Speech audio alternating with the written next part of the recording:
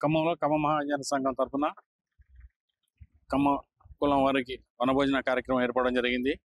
ఇది చిరుకురువారి తోటలో ప్రతి సంవత్సరం జరిగే విధంగా చిరుకురువారి తోటలో భారీ ఎత్తున కార్యక్రమం జరుగుతుంది.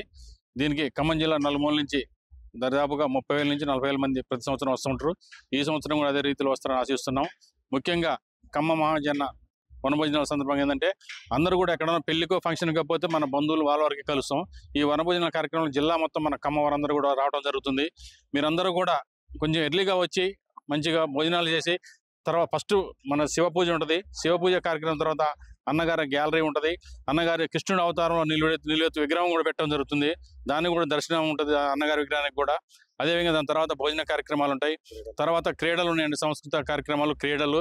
చాలా ఆహ్లాదకరమైన వాతావరణంలో చాలా ఆహ్లాదకరంగా మన ఖమ్మం వారి అందరం కూడా ఒక దగ్గర కూర్చొని మంచి చెడు చర్చించుకోవడానికి కూడా అందరూ కూడా చాలా మంచి అవకాశం ఇది. అందరూ కూడా ప్రతిసారి లాగానే అందరూ కూడా ఎర్లీగా వచ్చి ఎవరికి ఎటువంటి ఇబ్బందులు లేకుండా మేము అన్ని ఏర్పాట్లు చేయడం జరిగిందండి. మంచిగా మీరందరూ కూడా ఈ యొక్క కార్యక్రమాన్ని దిగ్విజయంగా చేయాలని మా యొక్క మనవి.